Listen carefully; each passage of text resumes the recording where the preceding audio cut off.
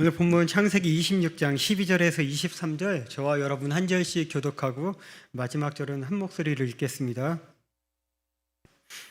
저부터 읽겠습니다. 이삭이 그 땅에서 농사하여 그의 100배나 얻었고 여호와께서 복을 주심으로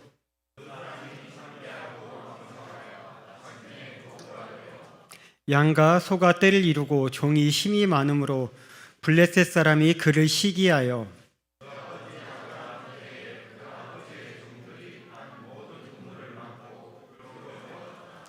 아비멜렉이 이삭에게 이르되 네가 우리보다 크게 강성한즉 우리를 떠나라.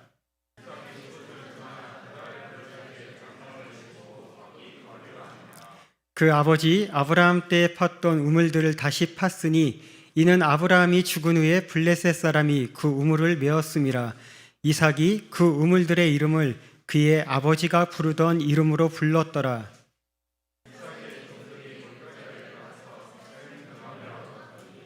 그랄 목자들이 이삭의 목자와 다투어 이르되 이 우물은 우리의 것이라 하며 이삭이 그 다툼으로 말미암아 그 우물 이름을 에색이라 하였으며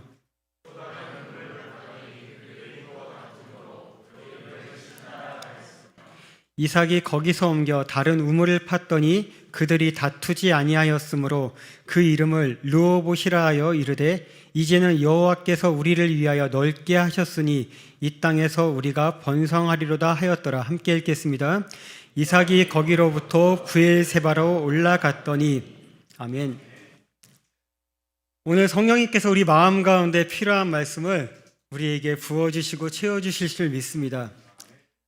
성경을 읽다 보면은 우리가 흔히 듣는 말이 있는데 아브라함의 하나님, 이삭의 하나님, 그리고 야곱의 하나님이라는 표현을 자주 접하게 됩니다. 이렇듯 믿음의 조상하면 아브라함, 이삭, 야곱 이 세 사람을 마치 하나의 묶음처럼 하나의 패키지처럼 얘기하는데 그런데 개인적으로 이 세 사람의 이름을 떠올릴 때 조금 의문이 생기는 하나의 이름이 있습니다. 바로 이삭 때문입니다. 우리가 알고 있는 것처럼 아브라함은 자신의 자녀를 바치라는 명령에 순종한 사람입니다. 아까 우리 성찬식 할 때 아이가 나와서 그 떡을 받아 먹고 하는 모습 보면서 너무나 이쁜 거예요. 저는 개인적으로 자녀가 없음에도 불구하고 만약에 저에게 제 자녀를 제물로 바치라고 하면은 못할 것 같아요. 그러고 어디 산에 숨어서 안 드릴 것 같은, 도저히 제 자녀를 하나님이 말씀했지만 순종하기가 어려운 것 같습니다.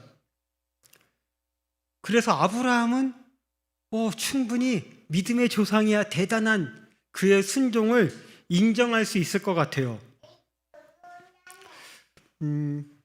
그리고 야곱은 우리가 이미 잘 알고 있는 것처럼 사느냐 죽느냐의 문제 가운데서 밤새도록 청사와 씨름하면서 하나님 앞에 부르짖었던, 그리고 성경은 야곱의 그 파란만장한 인생을 놓고선 험한 세월을 보냈다라고 그의 인생에 대해서 자세하게 설명하고 있습니다.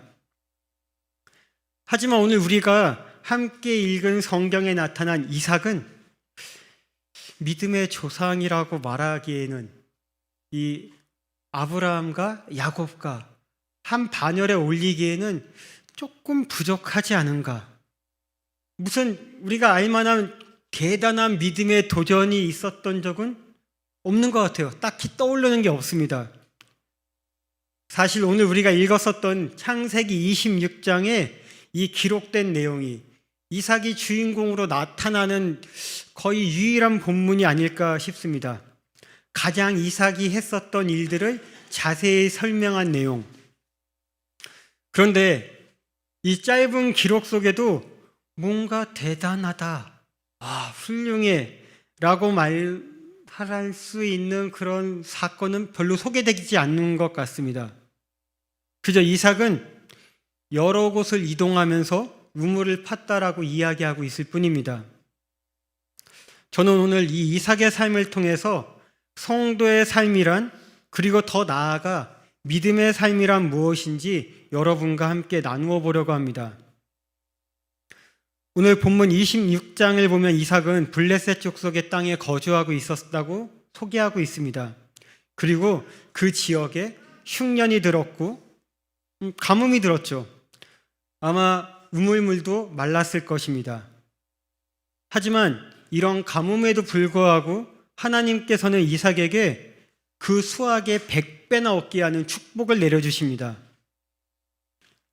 근데 문제가 생깁니다. 오늘 우리가 읽었었던 본문 14절에서 16절까지 보면은 우리 한번 한 목소리 읽을까요? 14절에서 16절. 양과 소가 떼를 이루고 종이 힘이 많음으로 블레셋 사람이 그를 시기하여 그 아버지 아브라함 때에 그 아버지의 종들이 판 모든 우물을 막고 흙으로 메웠더라. 아비멜렉이 이삭에게 이르되 네가 우리보다 크게 강성한즉 우리를 떠나라. 아멘. 이삭이 부자가 되었다는 것을 시기했던 블레셋 사람들이 이삭의 모든 우물을 메워버립니다. 우물을 막는다는 것은 단지 물을 마시지 못하게 한다는 그런 의미가 아니라 더 이상은 이삭이 그곳에서 살 수 없게 하는, 그곳에서 재기할 수 없게끔 모든 가능성을 원천적으로 봉쇄해버리는 것입니다. 게다가 지금까지 이 지역에서 자신의 안전을 지켜주었던 그곳의 왕인 아비멜렉이 이삭에게 야 이제 너 떠나, 이곳에서 추방을 해버리는 그런 사건이 나옵니다. 사실 이삭이 이곳에 있었던 유일한 이유는 하나님께서 이삭 얘야 이 땅에 유해라, 이 땅에 머물러라 라고 말씀하셔서, 그리고 하나님께서 내가 너에게 복을 주겠다고 하신 하나님의 약속의 말씀 때문에 그 땅에 머무르고 있었는데 한순간 자신의 터전을 잃어버리게 되고 추방당하게 되는, 그저 순종해서 있었을 뿐인데,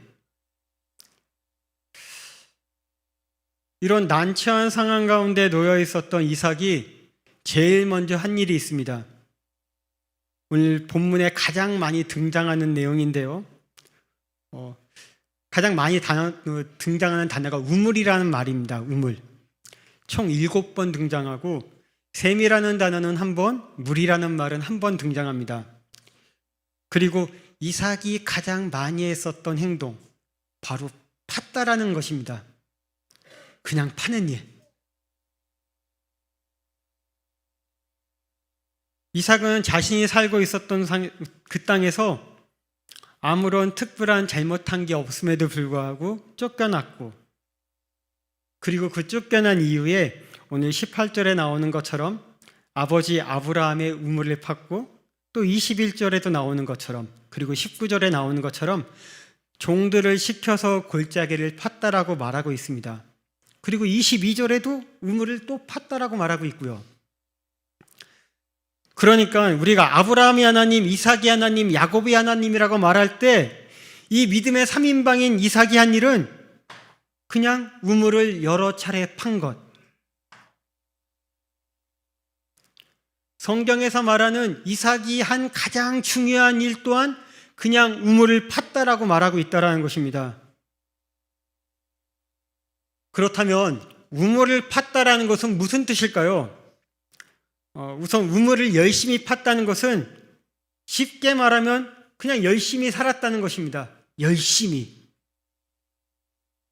사막에서 우물이 없다라는 것은 생존이 보존될 수 없다라는, 그래서 생존에 있어서 필수적인 요소라는 것입니다. 삶에서 반드시 필요한 물을 마련하기 위해서 이삭은 성실하게 일했다는 것입니다. 우리는 때론 그렇게 생각할 때가 있지 않나요?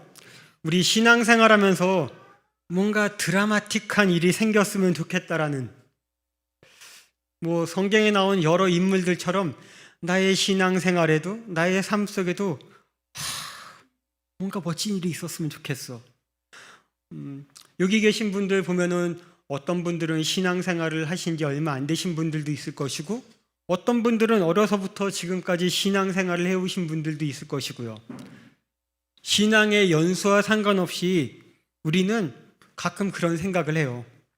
우리의 모든 문제들, 우리 일상의 문제들이 뭔가 기적적으로 해결됐으면 좋겠다. 혹 문제가 아니더라도 우리 어른들 같은 경우 뭐 로또 같은 게 당첨되어서 뭐 헌금도 열심히 하고 무엇보다 내 노후도 안정적으로 준비되었으면 좋겠고, 젊은이들 같은 경우 취업하기도 어려운데 유명한 대기업에서 나를 모셔갔으면 좋겠다라는 그런 상상. 어쩌면 여기 수험생들 같은 경우는 시험장에 들어가면 펼쳐진 시험지를 향해서 주여 삼창을 우리가 한번 하고 나면 시험지에서 답안이 막 떠오르는 그런 기적 같은 일이 일어났으면 좋겠다라는 상상. 저는 가끔 해봤는데 근데 아직 그런 기적을 경험해 본 적은 없고 그런 기적은 일어나지 않는 것 같아요. 오히려 진짜 열심히 공부했는데, 열심히 암기했는데 시험장에 들어가면 깨끗하게, 진짜 깨끗하게 잊어먹는 기적 같지 않은 기적. 일어나면 안 될 것 같은 그런 일이 종종 일어나죠. 아니, 종종이 아니라 자주 일어나는 것 같습니다. 물론 하나님께서는 우리 삶 가운데 특별하고 비상한 방식으로 물론 우리의 삶에 개입하십니다. 하지만 동시에 하나님께서는 우리의 일상의 한복판에서 우리를 만나주시는 분이라는 것입니다. 우리가 잘 아는 모세가 그의 생업이었던 양치는 일을 하는 가운데 하나님을 만났습니다. 그리고 예수님의 제자들 대부분이 자신의 일상인, 자신의 생업인 고기 잡는 일을 하다가 주님을 만났습니다. 하나님은 분명 자신의 주권적인 결정에 따라서 초자연적으로 역사하시는 분이고 우리를 만나주실 수 있는 그런 분이지만, 그런 동시에 하루하루의 우리 삶 가운데 성실하게 살아가는 우리의 삶 가운데 오셔서 만나주시는 분이라는 것을 우리가 좀 기억하길 원합니다. 우리는 우리의 일상의 삶 가운데, 우리의 직장 아니면 우리의 학업, 우리의 평범한 삶 가운데서 하나님을 어떻게 하면 만날 수 있을지, 어떻게 하면 하나님의 그 임재를 체험할 수 있을지, 어떻게 하면 그분의 뜻을 알아갈 수 있을지 우리는 진지하게 물어보고 고민할 수 있어야 될 것입니다. 왜냐하면 그런 생각을 할 때 우리는 지속적으로 하나님을 만나기를 수고할 수 있을 것이고, 또 그 지속적인 헌신의 삶 가운데 지치고 낙심되더라도 다시 일어날 수 있는 그런 힘을 얻을 수 있기 때문입니다. 우리가 잘 알고 있는 것처럼 이삭의 아버지인 아브라함은 아주 특별한 삶을 산 사람입니다. 기적도 많이 체험했고요. 물론 드라마틱한 그런 일들도 많이 경험했고요. 하지만 그의 아들인 이삭은 지극히 평범한, 어쩌면 우리처럼 그냥 우리의 일상을 성실하고 열심히 살아가는 그런 평범한 삶을 살아갔다는 것입니다. 그럼에도 불구하고 성경은 이 이삭을 위대한 믿음의 조상들 그 반열 가운데 함께 올리고 있다는 것입니다. 우리는 믿음이 좋다는 것이 반드시 어쩌면 다른 사람들과 구별되는, 다른 사람들이 경험하지 못했던 특별한 경험을 하는 것이 믿음이 대단한 거라고 우리는 생각할 때가 있는 것 같습니다. 특별한 하나님의 음성을 듣거나 특별한 하나님의 사인을 듣거나 특별한 뭔가를 경험하는 것. 하지만 하나님께서는 성실히 생활하는 우리의 그 일상 가운데, 우리가 성실하게 드리는 이 예배 가운데 하나님께서 함께 하신다는 것입니다. 그리고 은혜 주시기를 소원하고 계시다는 것입니다. 중요한 것은 이삭은 우물을 팔 때 성실하게 했을 뿐만 아니라 소망이 있었다는 것입니다. 소망. 우리 본문 18절을 함께 읽어보겠습니다. 26장 18절 시작. 그 아버지 아브라함 때에 팠던 우물들을 다시 팠으니 이는 아브라함이 죽은 후에 블레셋 사람이 그 우물들을 메었음이라. 이삭이 그 우물들의 이름을 그의 아버지가 부르던 이름으로 불렀더라. 아멘. 방금 이 내용을 조금 더 풀어서 해석한다면 그렇습니다. 이삭이 그 우물의 이름을 자신의 이름이 아니라 그의 아버지의 이름으로 불렀다는 것입니다. 그의 아버지가 불렀었던 이름. 고대 이스라엘은 그 땅을 보면요, 많은 부분이 흙바닥입니다. 그리고 그 흙바닥에 그 밑에는 대부분이 단단한 돌로 이루어져 있고요. 지금도 이스라엘의 그 땅 표면은 흙을 좀 덮어내고 모래를 덮어내고 나면은 아주 단단한 돌로 이루어져 있는, 우리가 잘 알고 있는 마태복음 7장에 예수님의 비유에 나오는 모래 위에 집 짓는, 그리고 반석 위에 집 짓는 사람의 비유를 우린 들어본 적이 있을 것입니다. 모래 위에 집을 짓는다는 것은요, 땅 지표면에 있는 그냥 그 위에다가, 땅 표면 위에 그냥 짓는다는 거고, 반석 위에 집을 짓는다는 것은 그 표면 위에 있는 흙과 모래를 덜어낸 다음에 단단한 그 바위 위에다가 집을 짓는다는 것입니다. 이스라엘에 나와 있는 여러 건물이나 성전들의 사진을 한번 살펴보시면요, 유심히 보면 아주 단단한 암석 위에 그 건물들이 세워져 있는 것을 볼 수 있습니다. 이것은 다시 말해서 우물을 판다는 것은 이 단단한 반석을 깨 부수고 땅 아래 깊숙이까지 내려가는 고된 작업을 계속 반복했다라는 것입니다. 많은 시간과 많은 돈을 들여서 그 수고를 해갖고 얻은 것이 우물이라는 것입니다. 따라서 그 우물의 소유는 그 수고를 한 그 사람의 소유겠죠. 근데 오늘 성경은 이미 메꾸어진, 더 이상 사용할 수 없는 그 우물을 다시 팠지만 이삭이 자신의 이름을 붙인 것이 아니라 그 아버지 아브라함이 사용했었던 이름을 붙였다는 것입니다. 이미 막혀서 사용할 수 없었던 것, 이미 자신의 것이라고 말해도 무방한, 자신의 모든 물질과 시간과 수고를 들여서 새롭게 판 우물과 별반 다르지 않은 자신의 우물인데, 이삭은 이것을 자신의 공으로 돌리지 않고 오히려 그 우물이 아버지 아브라함의 것이라고 분명하게 기록하고 있다는 것입니다. 이삭은 자신을 나타내기보다 아버지의 유산을 기억했습니다.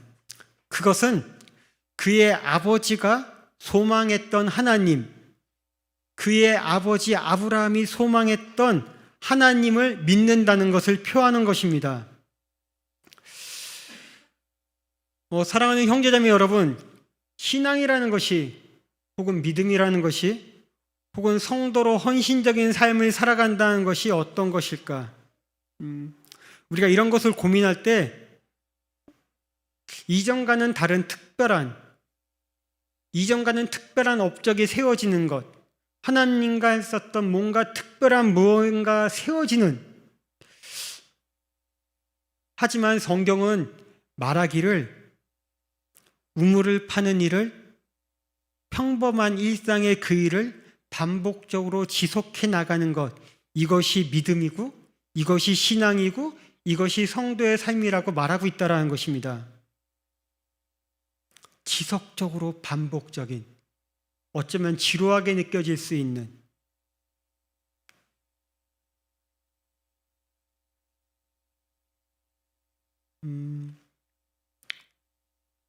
우리의 신앙도 이와 마찬가지인 것 같습니다. 어제 펼쳤던 성경, 그리고 어제 불렀던 그 찬송, 지난주 우리가 예배했던 바로 이 자리에 다시 모여서 다시 믿음을 이어가는 것, 어쩌면 특별한 변화가 없는 것 같지만 믿음으로 이 자리에 뚜벅뚜벅 나와 앉아 있는 것, 그리고 말씀을 펼치고 찬송을 부르는 것, 그리고 하나님을 기대하는 것, 이것이 위대한 믿음의 그 반열에 오르는 길이라는 것입니다. 그리고 내가 만났던 우리 믿음의 식구들과 다시 만나고 함께 찬송하며 하나님의 이름을 부르는 것, 그것이 믿음의 용기의 삶이라는 것입니다. 바로 이삭이 묵묵하게 성실하게 그렇게 살았습니다. 우리 또한 그렇게 이 믿음의 이 여정을 하루하루 살아가길 소원합니다. 근데 중요한 것은 우리가 성실하게 이 삶을 살아가려고 하더라도 끊임없이 우리의 삶 앞에는 어두움과 문제들이, 심각한 문제들이 놓여진다는 것입니다. 이삭을 보면은 그 지역 목자들과 끊임없이 다툼이 일어납니다. 자신이 판 우물을 사용조차 해보지 못하고 그 자리를 떠나야 되는 상황이 생깁니다. 20절, 21절을 보면 그 우물의 이름을 에색이라 부르니 분쟁이라는 뜻입니다. 그리고 다른 우물을 팠는데 그 이름 또한 싸움이라는, 신나라는 이름이 붙여집니다. 큰 적. 하지만 이 모든 어려움들과 반복되는 그 문제들을 뛰어넘었을 때 르호봇이라는 우물, 르호봇이라는 이름을 붙는 그 넓은 땅이라는, 넓은 곳이라는 우물을 얻게 됩니다. 22절과 23절에 이삭은 다음과 같이 고백합니다. 22절, 23절. 이삭이 거기서 옮겨 다른 우물을 팠더니 그들이 다투지 아니하였으므로 그 이름을 르호봇이라 하여 이르되 이제는 여호와께서 우리를 위하여 넓게 하셨으니 이 땅에서 우리가 번성하리로다 하였더라. 이삭이 거기로부터 브엘세바로 올라갔더니, 아멘. 이삭이 하나님이 주신 풍성함을 기대하며 간 곳이 바로 브엘세바입니다. 사실 이 브엘세바라는 곳은 이삭의 인생에 있어서 절대 잊을 수 없는 그런 장소죠. 창세기 21장 33절에서 22장 19절을 보면은 바로 하나님께서 이삭의 아버지인 아브라함에게 명령해가지고 이삭을 바치라고 한 것이 바로 브엘세바입니다. 모리아산에서 험한 일을 겪고 기적적으로 살아났던 그 이삭이 자신의 삶이 건져진 다음에 다시 간 곳이 바로 브엘세바라는 것입니다. 다시 돌아오게 된 곳.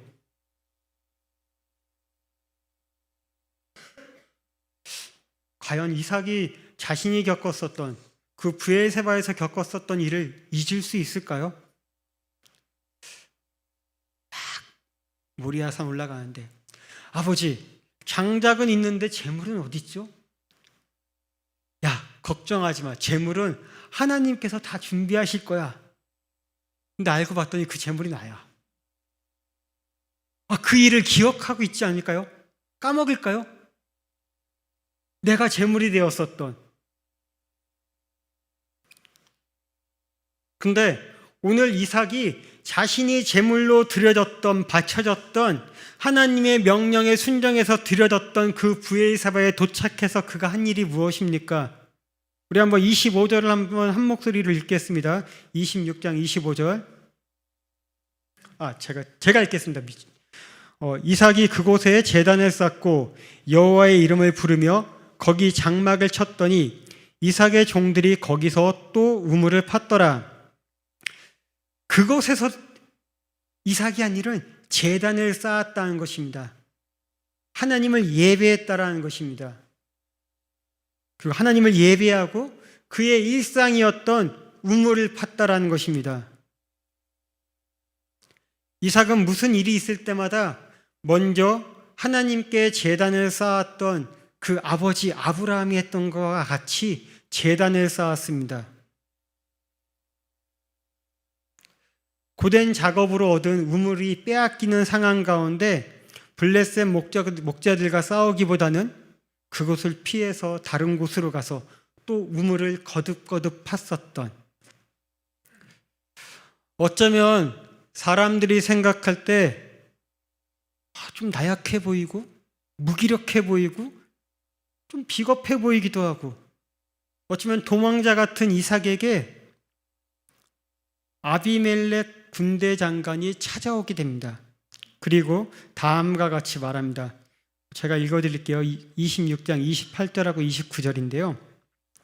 그들이 이르되 여호와께서 너와 함께 계심을 우리가 분명히 보았으므로 우리의 사이 곧 우리와 너 사이에 맹세하여 너와 계약을 맺으리라 말하였노라. 너는 우리를 해하지 말라.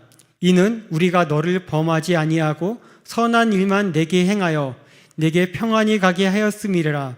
이제 너는 여호와께 복을 받은 자니라. 아멘. 지금까지 우리가 살펴본 거에서 이삭이 한 일은 뭐죠? 그냥 우물을 판 거였습니다.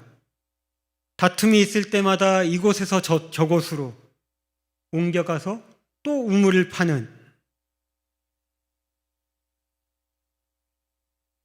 적들은 망하라고 이삭의 그 팠었던 우물을 메꾸고 이삭을 쫓아내는데,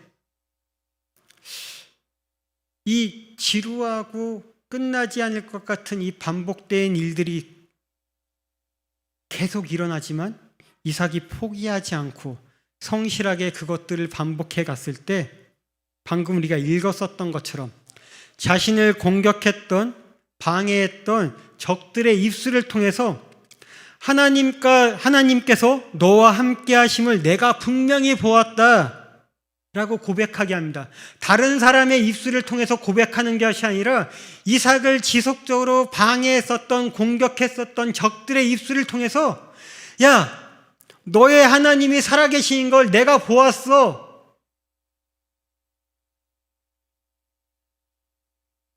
어쩌면 약해 보이고 무기력해 보이는 이삭에게 군대 장관이 와서 고백합니다.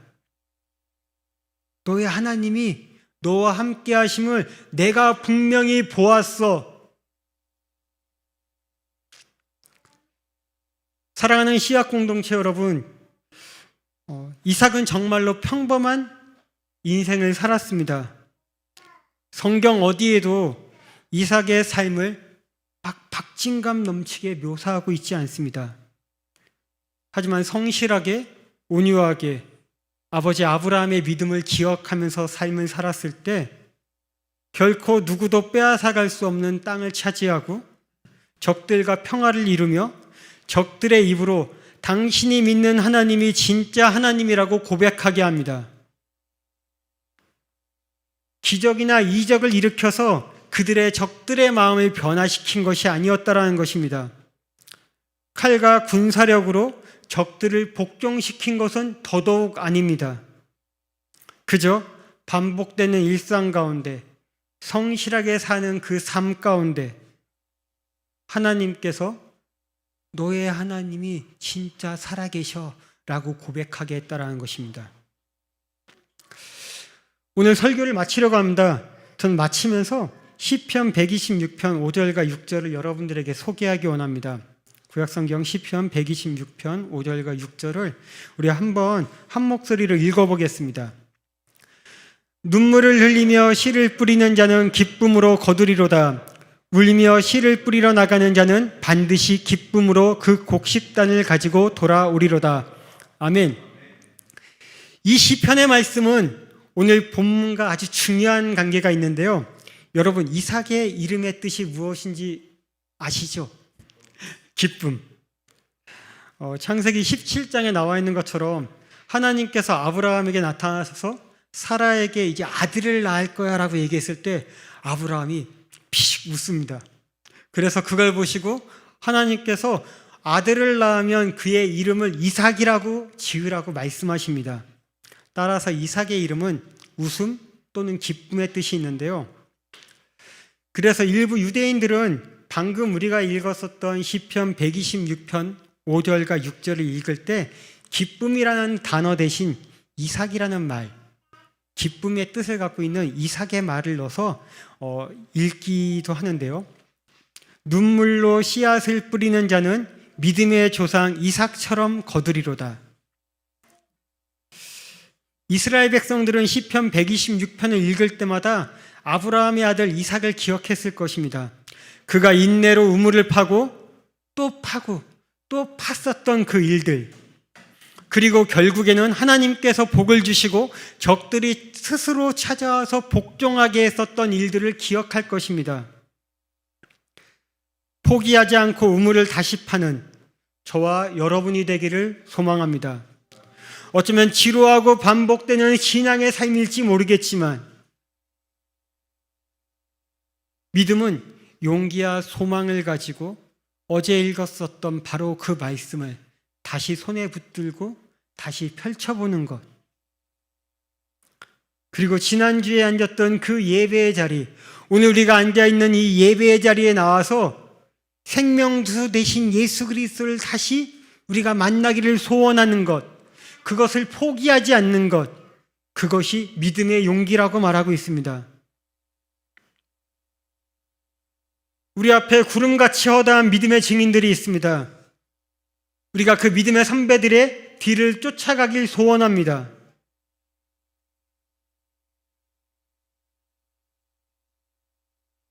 우리가 겪는 낙심은 큰 일을 할 때만 생기는 것이 아닙니다. 어쩌면 반복되는 일상 가운데 원치 않는 더 큰 낙심과 더 큰 시련이 올 수 있습니다. 그러나 일상을 지속적이고 성실하고 반복적으로 하나님의 은혜를 취하며 이삭에 주신 그 은혜가 오늘 우리 가운데, 우리의 심령 가운데 부어질 것들을 기대하면서 끝까지 그 단단한 반석을 깨부시는 것 같은 그 우물을 파는 우리의 일상에게 주어진 그 일들을 우리가 포기하지 않고 계속 이어나가기를 소원합니다. 인내로 씨앗을 뿌린 사람, 기도로 씨앗을 뿌린 사람, 그리고 어떤 장애 가운데에서도 복음의 씨앗을 눈물로 뿌리는 사람, 그것이 오늘 우리 씨앗 공동체의 성도들이 되기를 소원합니다. 그런 우리에게 하나님께서는 이삭에게 말씀하셨던 것처럼 기쁨으로 단을 거두게 될 거야. 얘들아, 기쁨으로 단을 거두게 될 거야. 그래서 우리가 시편 기자가 고백했었던 그 126편의 찬송이 우리의 찬송이 되는, 씨를 뿌리는 자는 기쁨으로 거두리로다. 울며 씨를 뿌리러 나가는 자는 정령 기쁨으로 반드시 이삭처럼 그 단을 가지고 돌아오리로다 라고 고백하게 될 것입니다. 기도하겠습니다. 사랑하는 주님, 우리가 지루하고 또 특별한 것 같지 않은 우리의 일상이지만 끝까지 믿음의 선배들이 그렇게 걸어갔던 것처럼 우리에게 주어진 이 일상을 믿음으로 나아갈 수 있도록 주님 용기 허락하여 주시옵소서. 믿음 허락하여 주시옵소서. 눈물로 주님 우리에게 주어진 삶의 현장으로 나아갈 수 있게 하여 주시옵소서. 씨를 뿌리는 우리가 되게 하여 주시옵소서. 주님, 그랬을 때 우리 가운데 믿음의 선배들이 경험했었던 그 기쁨의 단을 거두는 일들을 경험하게 하여 주시옵소서. 이루시고 성취하실 주님께 감사드리며 이 모든 말씀 우리 주 예수 그리스도의 이름으로 기도합니다.